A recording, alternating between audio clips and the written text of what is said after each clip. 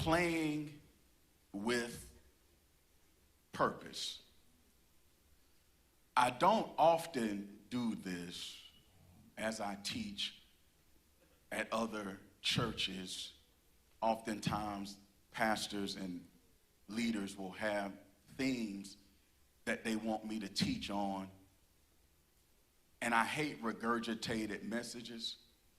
And so as difficult as it is sometimes, I try to write fresh messages for every single church that I go to. But this message hit different.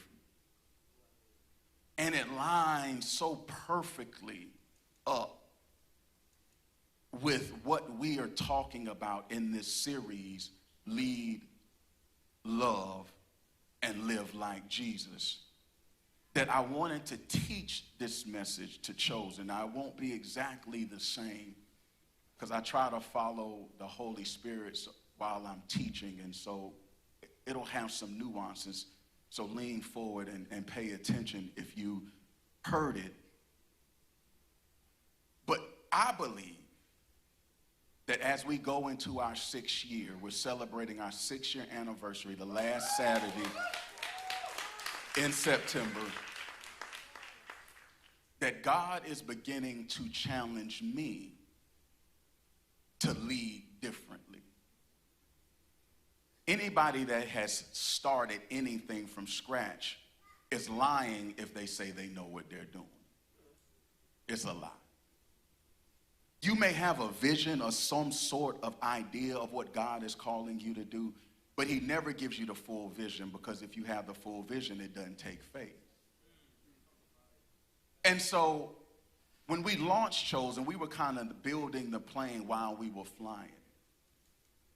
And so now as we go into our 6th year, it's starting to take shape. And I'm starting to see who God has called to be a part of our greater purpose here at Chosen.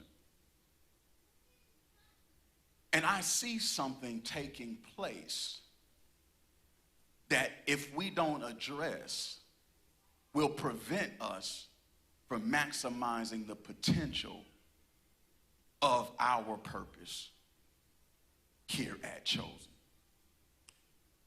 I don't know if you've ever been in a room that was completely dark. When you initially walk into that room that's completely dark, something interesting and unique happens. When you begin to walk in that room, all of us have a part of our eye called the pupil. Everybody say the pupil. The pupil's job is to extract light from dark places. So as you walk into this dark room, your pupil begins to grab light from places that you did not know there was light. And then something happens that we call adjusting to the dark. When you walk in that room, it's completely pitch black, but your eyes begin to adjust. Everybody say playing with purpose. We are living in a day and time that is so evil. But when you live in this dark place, if you're not spiritually sensitive, what will happen is your eyes will adjust to the dark. The things that used to grieve your spirit when you saw them becomes normal. The things that used to make you pause and pray, when you witness them, we now don't think twice about. I remember when a school shooting would stop you in your tracks and make you wonder what in the world is going on. Now when you hear a school shooting, you don't think about it at all. I remember the days when our young men would get shot and killed in the street, and it would grieve your spirit. But unfortunately, our eyes have adjusted to the dark. So much so that when we hear about our young brothers laying dead in the street, it causes no conviction at all.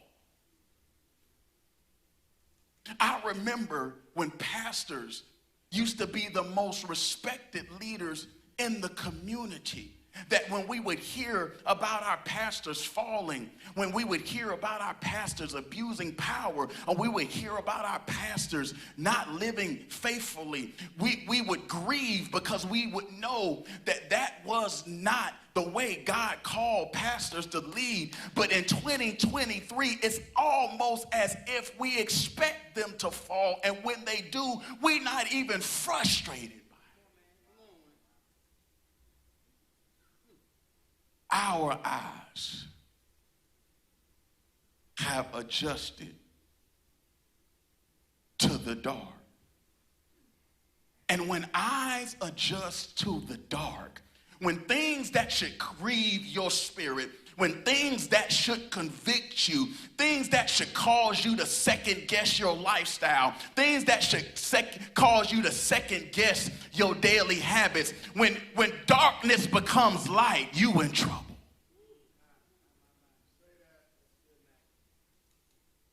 It is comfort and complacency with sin that will impact our level of success. Let me give a quick review. On our path to purpose, we will encounter three major problems. 1 John 2:16 says, for all that is in the world, the desires of the flesh, everybody say desires of the flesh, and the desires of the eyes, everybody say desires of the eyes, and pride of life, everybody say pride of life. It's not from the Father, but it is from the world. Let's put these definitions on the screen. Pride of life, extreme desire for power, popularity, position, and or profit that produces a narcissistic superiority. Everybody say pride of life. If you are driven by power, if you're driven by popularity, if you're driven by position, if you're driven by profit, that will produce a narcissistic superiority. If you think the world revolves around you, if you need an entourage, if you need a bunch of different women or men, because women is players too, if you believe the world should center around you, and you gotta have the biggest car to be happy, and the biggest house to be happy, and more shares or followers than anybody else, then you are on the verge of struggling with the pride of life.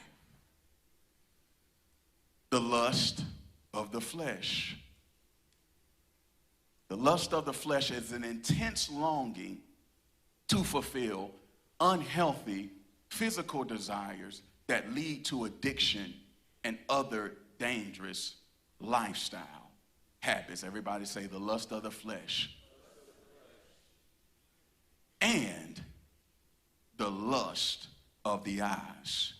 I told y'all I couldn't look at that picture last week because it's just way too scary. So I'm going to read this from my I'm going to read this from my notes. I don't like to see the demon biting on that man's eyes. I'm going to look. I'm going to look down here. Intense longing to fulfill unhealthy. Oh, I'm sorry. That's the wrong one. I'm off focus. Yeah. I told y'all it scared me. Here it is. Intense craving triggered by something visibly appealing that produces covetousness, jealousy, and ungodly desires. Every single sin falls into one of these three categories, either the pride of life, the lust of the eyes, or the lust of your flesh. And today, remember, we taught about the lust of the flesh, launching from Matthew 4 and Luke 4 about the story of Jesus, where the enemy tried to tempt Jesus to turn that stone into bread. And Jesus, not being led by the lust of his flesh or his appetite, paused the enemy and said, I do not eat by bread alone, but by every word that comes from the mouth of God. He refused to allow his appetite to ignore what God's purpose and plan was for his life. The challenge with the lust of our flesh is, if we follow the flesh, you can't follow your heavenly Father. You can't serve two masters, and the enemy will cause the lust of your flesh to cause you to follow the enemy down the wrong path. We'll see today that it is the lust of the flesh that causes Israel's judge Samson to play with his purpose. Let's look at it. Judges 13, 2 through 6. In those days, a man named Manoah from the tribe of Dan lived in the town of Zorah. His wife was unable to become pregnant, and they had no children. The angel of the Lord appeared to Manoah's wife and said, even though you have been unable to have children, you will soon become pregnant and give birth to a son. So be careful. You must not drink wine or any other alcoholic drink, nor eat any forbidden fruit. You will become pregnant and give birth to a son, and his hair must never, everybody say never. His hair must never be cut, for he will be dedicated to God as a Nazirite from birth. He will begin to rescue Israel from the Philistines. Don't miss it. It seems that before Samson was even born, God had established a plan for the fulfillment of purpose. I don't know if you knew this or not, but I like to remind my chosen family every now and then that God has a purpose and plan for your life. I don't care what your skin tone is. I don't care what your economic background is. I don't care how many mistakes you've made in the past. I don't care how many mistakes you're making in the present. God has a plan and purpose for you. Jeremiah says, I knew you before I formed you in your mother's womb. Before you were born, I set you apart and appointed you as my prophet to the nations. I know this verse is referring to the call on Jeremiah's life, but I believe it has contemporary application because God formed you. God has set you apart. That's why we call ourselves chosen. I know it's cute, but it has purpose behind it. We say that we're chosen because we believe God set me apart. We believe that God had a plan for your life. We believe that God has a purpose for you. We believe that even before our mother gave birth, God had already seen the end from the beginning.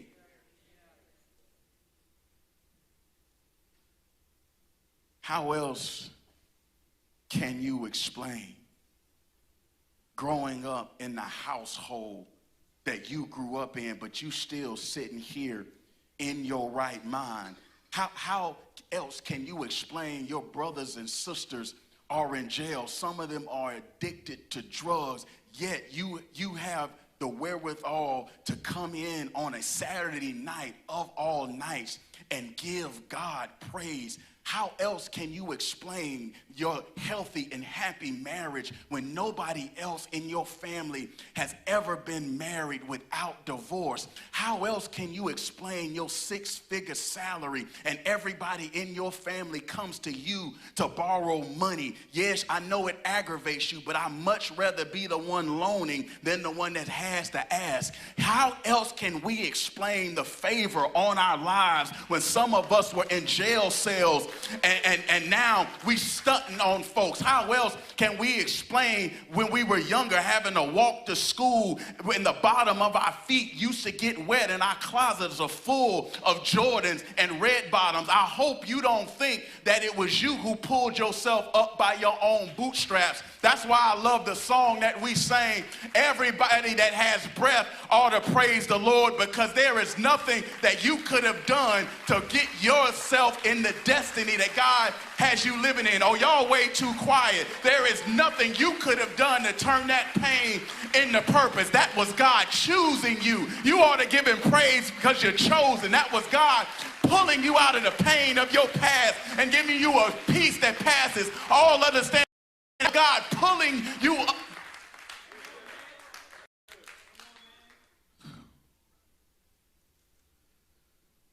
The fulfillment of Samson's calling. Don't miss it. This is key. Here's the application. I'm not just here for education. We're here for application. This just isn't a cute story. This is a story that will transform your life. Watch what happens with Samson. He didn't understand that his calling was contingent on consistency. You missed it because you read it too fast. It says, you will become pregnant and give birth to who? A son. And his hair must never be cut, for he will be dedicated to God as a Nazarite from birth. Nazarites were to drink no wine. Nazarites must avoid all contact with the dead. Nazarites could not even go to funerals of their own family members because they couldn't come in contact with the dead because death represented sin. Nazarites couldn't ever cut their hair. That would have been a problem for me because I got to get shaped up twice a week. I could not have been a Nazarite. But there was a word that jumped out at me in my study that I had never seen before. And it said, and his hair must never be cut. Ooh, you missed it. Let me try this side. Lamar. It said, you can't ever go to the barbershop. You don't have that problem. Let me talk to somebody over here. Yeah. Ashley, he said, you can never, ever go to the beauty salon. You are called for something different. It didn't say you can get your hair cut every once in a while. It didn't say you could get your hair cut when you see your friends doing it.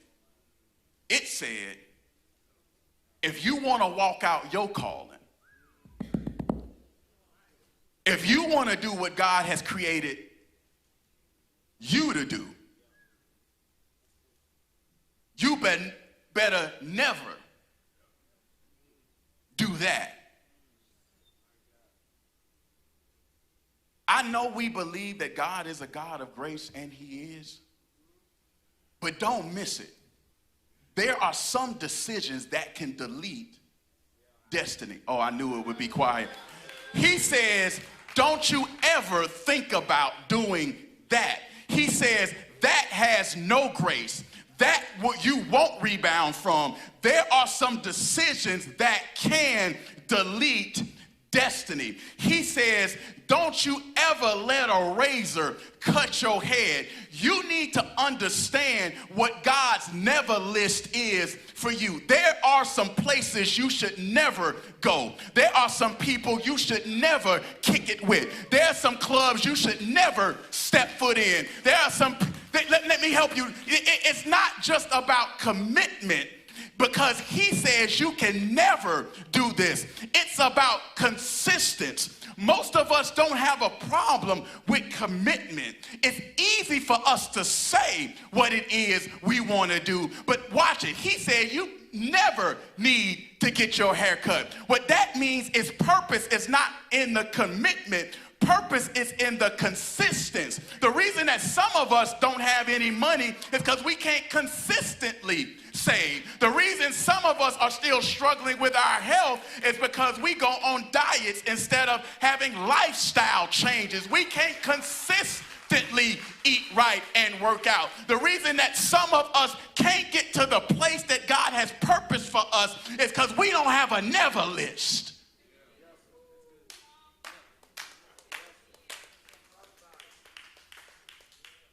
Chosen, there's some stuff that you comfortable with that you shouldn't be comfortable with.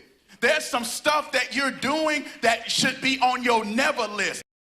Some of us are taking God's grace for granted. Don't let the devil cause you to think that you always get a second chance. There are some decisions that delete destiny. There are some decisions that you won't recover from.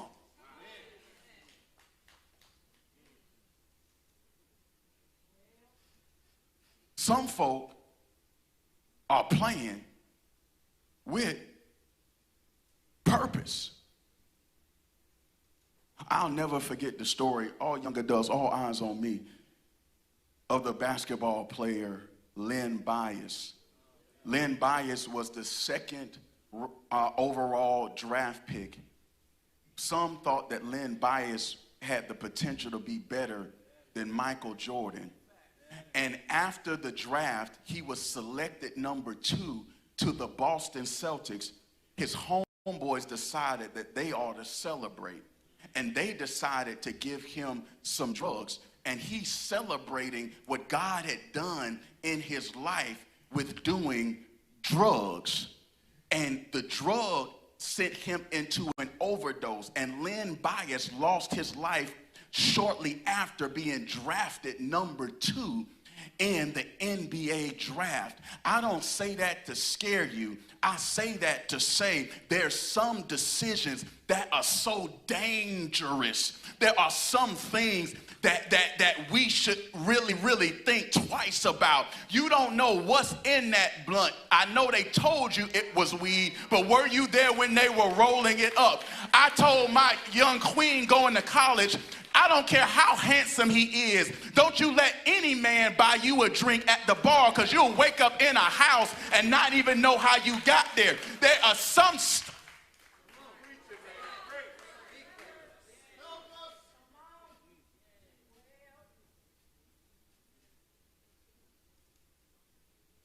if we want to be successful, we got to be more consistent. If we want to obtain God's plan and purpose, we have to be able to struggle. We got to be able to sacrifice. We got to be able to endure some pain and stop exiting some pain. We got to be willing to look at some folk in our circle and say, you may be able to get away with that, but I'm chosen, so I can't go there. I'm chosen.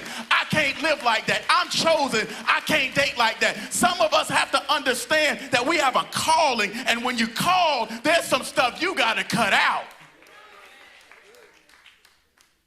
Why they get away with it? They ain't chosen.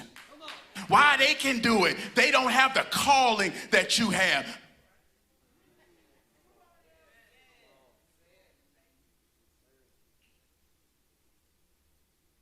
Do you want to be influenced, or do you want to be the influence? Do you want to be the light, or do you want to be like everybody else? Chosen means you stand out. Chosen means when folks see you, they see something different than they are. Chosen means that you got God's glory on your life. People should be able to look at you and say, I don't know how she's so faithful to her husband. I don't know how he leads with such integrity. I don't know how they do what it is that they do. So because our testimony tells people that the God we serve is real. I'm tired of saints causing folks who don't know God to second guess God.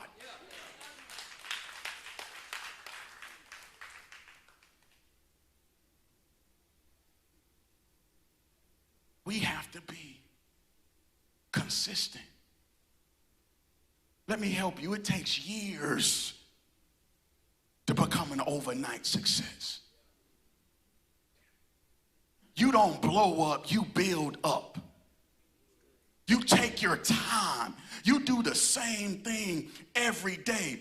At the young adult conference this morning, I told them that being a leader is boring. I know y'all think it's exciting because you see the lights and you see the microphone and you see the stage, but for this 90 minutes of excitement, there's 30 hours of boredom. There is reading, there is studying, there is praying, there is meetings, there's 30 leaders you gotta go back and forth with to orchestrate this and orchestrate that. There's early mornings and there's late nights. Being a leader is not always exciting. Being a leader means I can be consistent, I can be bored and be okay. I love Warren Buffett, the billionaire. If you look at his calendar over the last 30 years, it has not changed much at all. He's staying in the same house he's been in for the last 30 or 40 years. He goes to the same McDonald's for breakfast every single morning. He orders the same sausage biscuit every single morning. Why? Because becoming a billionaire is not about a blow up, it's about a build up. Becoming a billionaire means you got to be okay with being bored.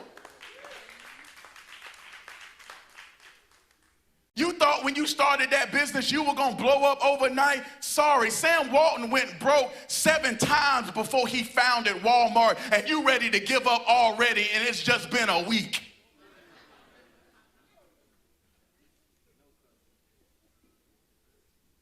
You thought when you got your own business that meant you were the boss. No, that means you're going to have to do everything. You the marketer, you the CEO, yeah, you the manager, you the janitor, you the IT specialist, you the CFO. When you start something from the ground up, you got to do it all.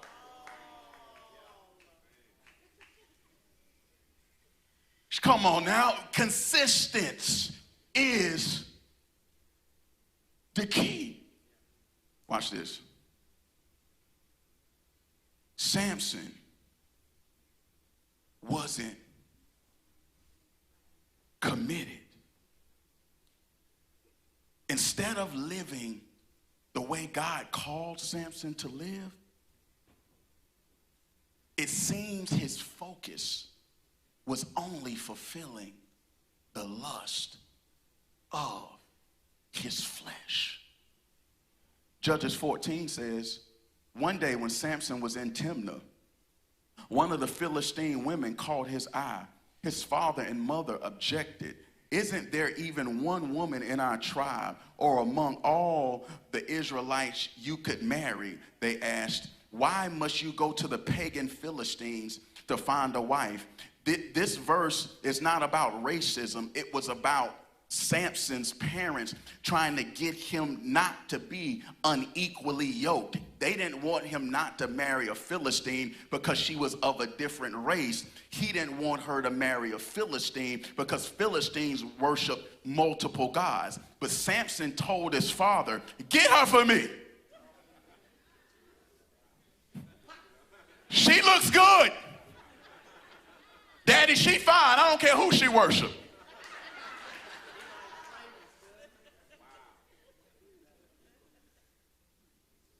Daddy, you see her in them jeans? Daddy, she fly. It doesn't matter. Get her. Judges 16:1. Look, he's not concerned about his future. It's all about his flesh. It says one day, this is so sad, Samson went to the Philistines. Again, he is a judge. He is a ruler of Israel. He's a Nazarite. He's supposed to be the holiest of holies. It says he went to the Philistine town of Gaza and spent the night with a prostitute. Not only does he want to marry Philistines, he wants to kick it in Philistine. He's in Vegas and connecting with women he shouldn't be paying any attention to.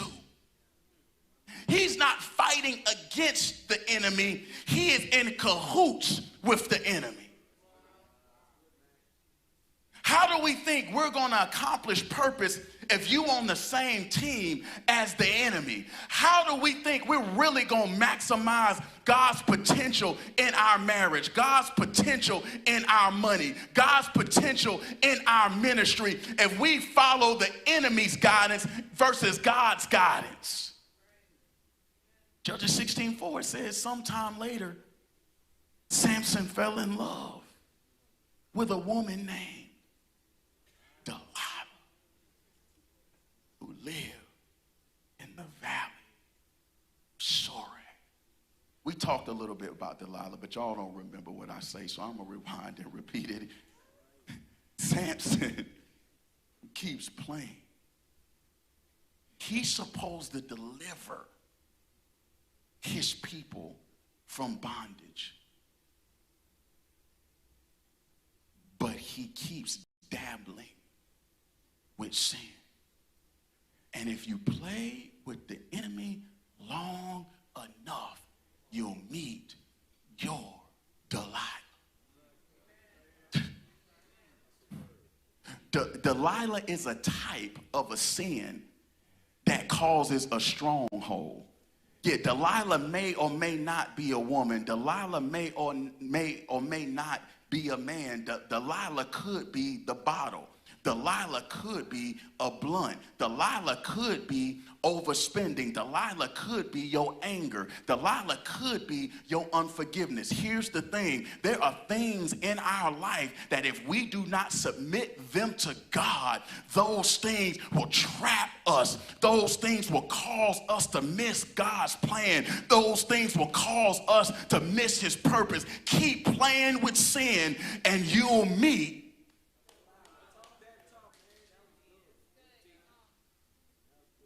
Delilah is an ancient name of Hebrew and Arabic origin. In both Hebrew and Arabic, Delilah means delicate. You remember we talked about that. Delilah had a gift. She could make strong men sleep. That's so good. Delilah could get ambitious men with muscle and goals and mission. She could get those men to put down their laptop. Delilah could get a man who wants to hit the gym to stay at home and watch a movie. See, ladies, all eyes on me. Raise your hand if you're single. Raise your hand if you're single. Let me help you. If you don't have a husband, you single. Yes. Thank you. Thank you. There we go. I thought a few more hands would go up. I thought, yeah. You single, baby. I'm sorry. You ain't got nobody. Yeah, you ain't got nobody. We'll pray about that later. Yeah. Ladies, let me help you because men have been miscast. Movies and music will make you think that men chased after women just because of the lust of their eyes. But if you really get in relationship with a man and get to know him, you will begin to know what a man really wants is a woman who can help him relax. Yeah, it doesn't matter how fine you are if you just gonna fuss all. You said it. Yeah. I'm sorry, Vod. I'm sorry. Yeah, I didn't mean to get you in no trouble. Yeah. The time. If you want a man to be attracted to you, can you cause him to relax? Can you make him comfortable? When he's had a long day, you get him to talk about it? Can you get him to calm down when he's angry? Delilah could get Samson to sleep.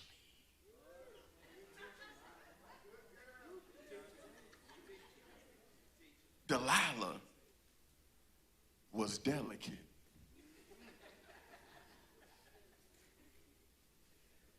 But she used it for evil. Because the enemy always looks delicate. Oh, that's so good. Let me try this side. Danny, the enemy doesn't have on a red Nike jumpsuit and 2 horns on his head. The devil, you must have discernment to recognize Because the devil transforms himself into the angel of light. Just because it looked good don't mean it's God. Just because on the outward it may look delicate, it could be that the devil has transformed evil into something good looking. It could be that the devil has caused something dangerous to look delicate. It could be that the enemy has caused something like gangs to look like it's the place to be. It could be that the devil has caused you to think that drugs is the answer when getting on your knees is the answer. He transforms something dangerous into a delicacy. Oh yeah. The devil transforms himself into an angel of light. I told a friend of mine who's struggling with relationships that you struggling because you too emotional and your feelings are a guide instead of a gauge. You talk to who you feel like talking to. You friend who you feel like being friends with. But those of us who have a calling and God's purpose for our life, don't let our feelings be our guide. We let our feelings be a gauge. You need feelings to know where you are, but you submit those feelings to your faith before you make a decision on where you need to go. Let me help you this evening. The reason you are struggling with the devil is you are not praying about discernment. You take any job just because it's offering you more money. You date anybody if they're willing to take you to Red Lobster. You are willing to get, you are in cahoots with the enemy because you're not praying about what's behind the good looks, what's behind the bank account, what's behind that big fancy car, what's behind that long hair, what's behind that six-figure salary, what's behind that bigger church. I got an offer and I'm not going anywhere because just because you're bigger doesn't mean that you're holier. You can have a broken arm and be big. Yeah, stuff that's swollen is big. That don't mean it's healthy. That don't mean it's gonna make me happy.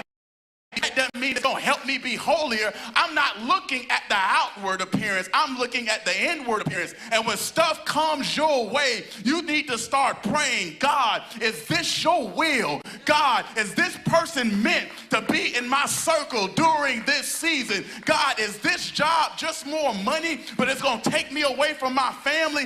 God, should I be going here tonight? God, should I be watching this tonight? God, should I be listening to this? God, I'm praying about everything in this season. I don't know about you. I'm throwing everything God's way because I got too much destiny. The devil ain't gonna get me.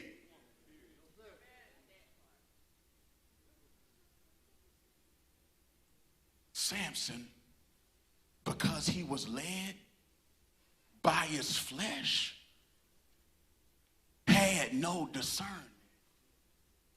Because he was led by his flesh, he couldn't see that Delilah, even though she looked delicate, was a devil. Watch what happens. Judges 16:5. The rulers of Philistine went to her and said, entice Samson to tell you what makes him so strong. Hold on, I gotta sit down for a second.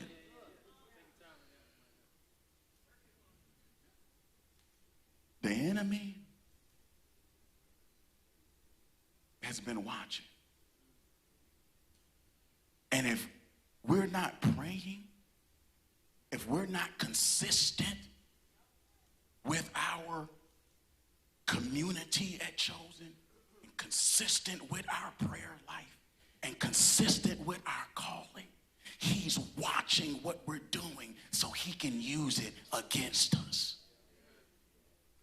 How did the enemy know that Samson would fall for a delicate devil?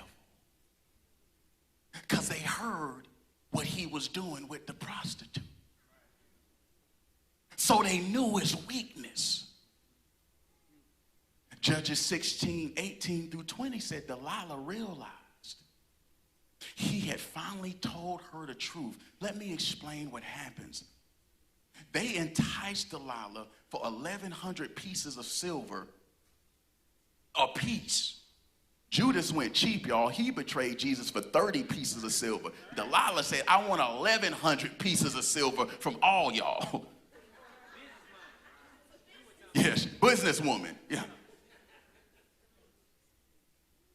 Her income, her integrity had a price. She said, it's a high price, but you can get it.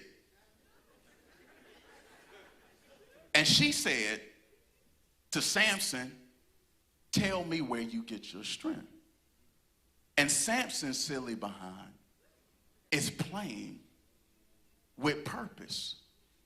So Samson is going back and forth with Delilah, tricking her, telling her things that are not true. But this time in Judges 16:80, she says, Delilah realized he had finally told her the truth. So she sent for the Philistine rulers. Come back one more time, she said, for he has finally told me his secret. So the Philistine rulers returned with money in their hands. Delilah lulled Samson to sleep with his head in her lap. And then she called in a man to shave off the 7 locks of his hair. In this way, this is so sad, she began to bring him down. He's getting his hair cut while he's asleep. And as his locks fall, so does the strength of God. Then she cried out, Samson, the Philistines have come to capture you. And when he woke up, he thought, I will do as before and I will shake myself free. Here's one of the saddest phrases in Scripture. But he didn't realize the Lord had left him.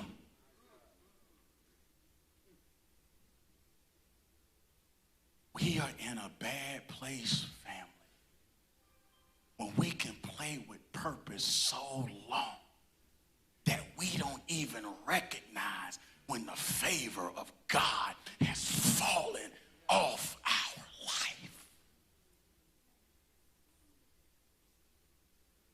Sin has a cost. Playing with purpose is detrimental to your destiny. And he played with God so long that he had become so insensitive to sin that when God left him, he couldn't even recognize it. As strong as Samson was, he was weak.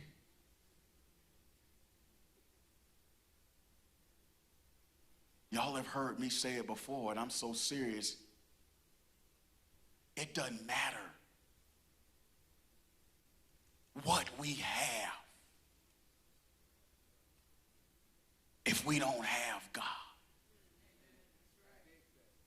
It doesn't matter how strong we are in our bank account if we don't believe in Jesus.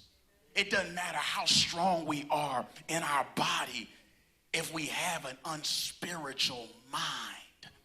Samson was strong in his muscle, but he had a mind of a little boy. Because little boys are led by their flesh. Little boys are led by what's fun. Little boys don't make decisions based on destiny. Little boys make decisions on how they gonna feel today. Little boys don't make decisions based on their future. Little boys make decisions based on their flesh. Little women aren't able to do what God called them to do because they're too sensitive to what people think around them. Little girls don't understand what it means to really be a woman who can follow Christ, but because they too concerned with the culture and how they fit in. Let me help you. You can be strong in beauty. You can be strong in your bank account. You can be strong in your body. You can be strong in your finances. You can be strong in your education. You can be strong in your intellect. But if you ain't strong in God, you are going.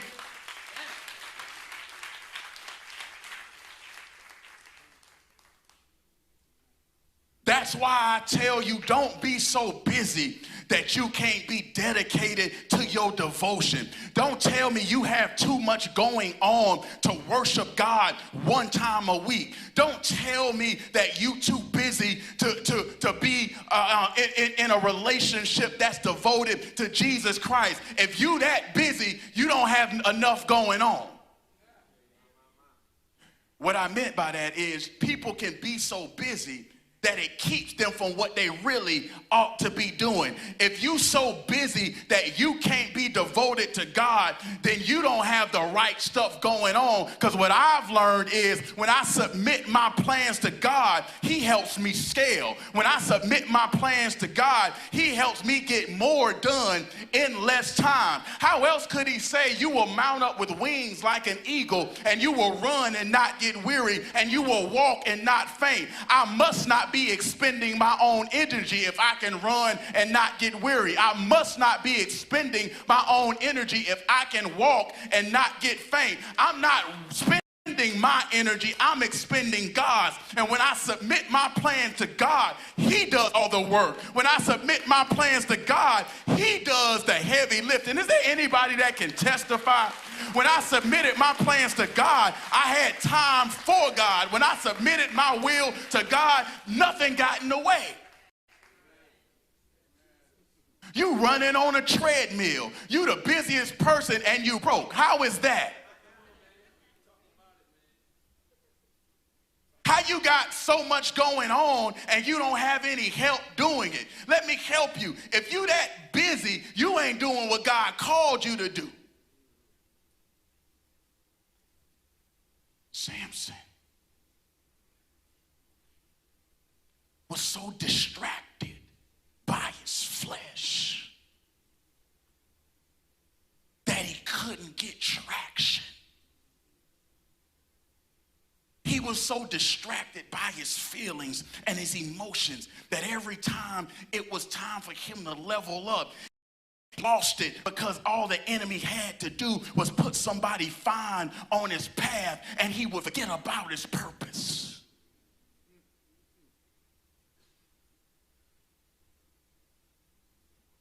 I'm closing. Judges 16:28-30 says,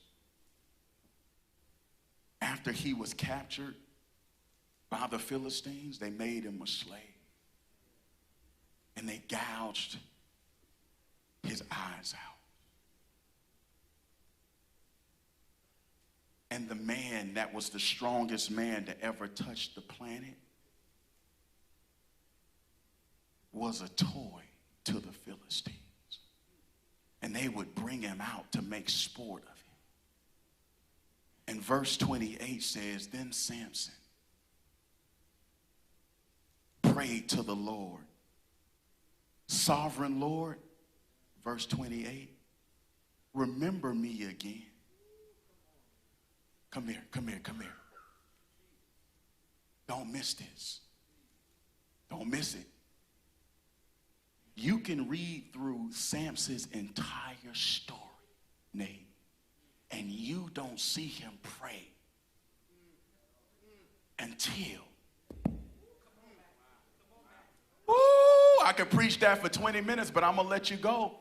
Don't be the person that only hits your needs in adversity. Don't be the person that doesn't get a prayer life until you got a problem. Because there's some stuff that you going to go through where you need to be strong already. There's some stuff that you're going to go through where you don't have time to build the spiritual strength to overcome that temptation. Don't be the type of person that only prays when you under pressure. Is there anybody that knows that it's my prayer life that's going to prepare me ahead of the problem. It's my prayer life that's going to give me the wisdom that I need to turn that pain when it comes into purpose. I'm not waiting until I get in trouble to get disciplined. Everybody in prison believe in God.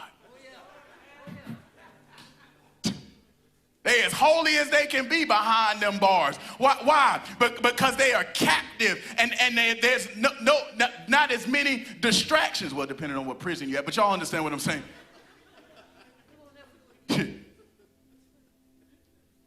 Watch this. God hears his prayer. He says, strengthen me one more time.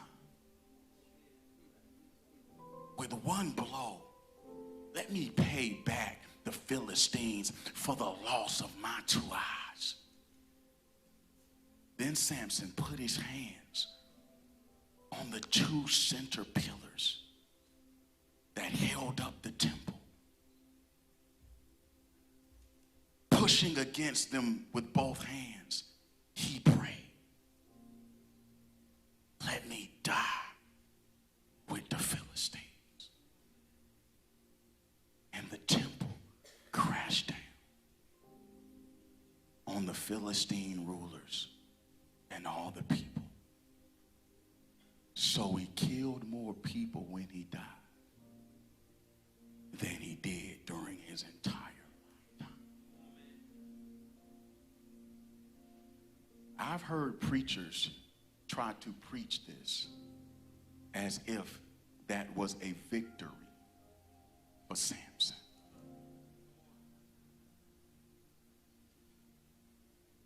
I don't think that's what this text is telling us.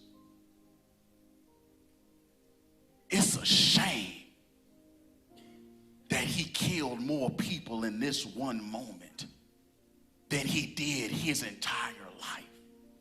It's a shame that he had to have both his eyes gouged out to be able to see God. That's why I preach to you the way that I do, Chosen. I love you way too much to allow the enemy to guide your eyes out for you to get it. I love you way too much to preach this pretty stuff as God is okay with stuff that he ain't okay with. I love you way too much to let your best day be your last day.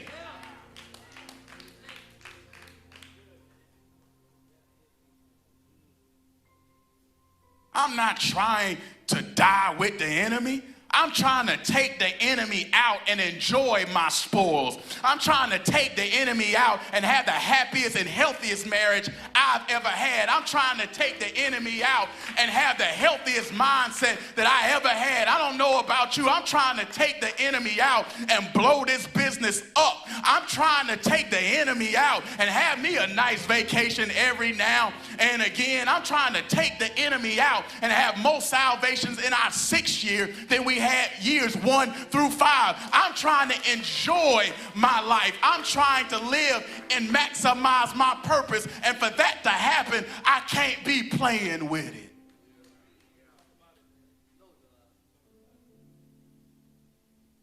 First Samuel 7:13 says, don't miss it. So the Philistines were subdued and did not enter the territory of Israel. And the hand of the Lord was against the Philistines all the days of Samuel. Sleepy, they missed it, brother. It's going to be cooked food. You're going to holler cooked food when you hear this. Let me turn this way. Judges 13:5. Let's go back to the beginning.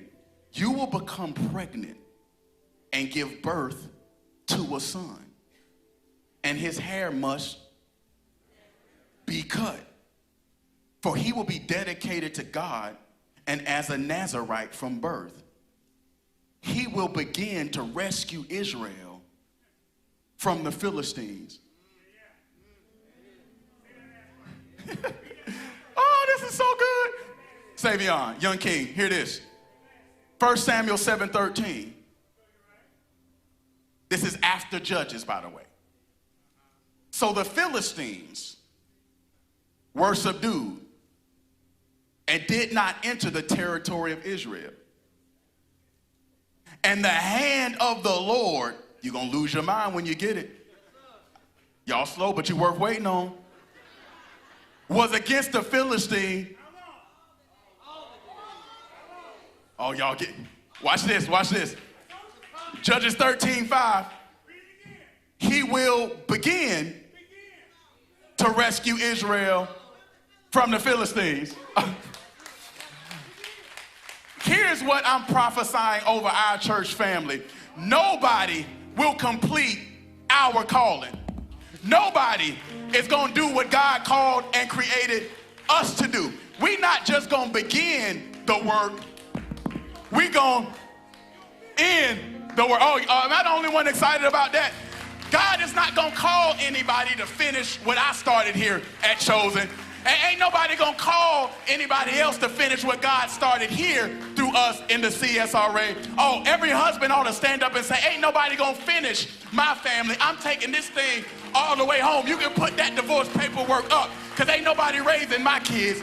Yeah, you can go ahead and tell your husband, yeah, you got to deal with me because I ain't going nowhere because ain't nobody going to love you like I'm going to love you. Yeah, you need to go ahead and prophesy over your life. I'm not playing with purpose anymore because I am not just called to begin the work. I'm called to complete the work. Go on and give God praise for your completed work.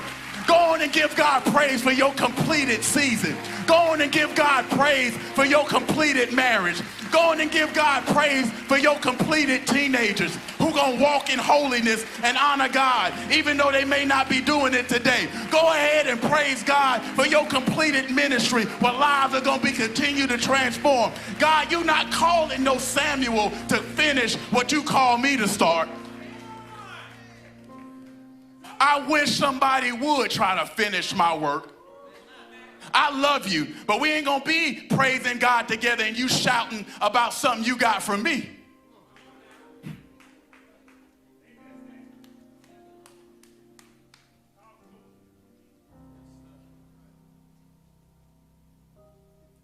Oh, listen. It's too serious to be playing with, fam. You better not allow the devil to want your purpose more than you want it. Don't let him outfight you. Don't let him be more committed than you are. Don't let the devil desire your destiny more than you. I think if you could see from the beginning like God, you would fight a little bit harder. I think if you could see the peace that he had for you, you'd be a little bit more committed. You need to go ahead and start giving God praise for the purpose that he's going to bring forth in your life. It's worth fighting for.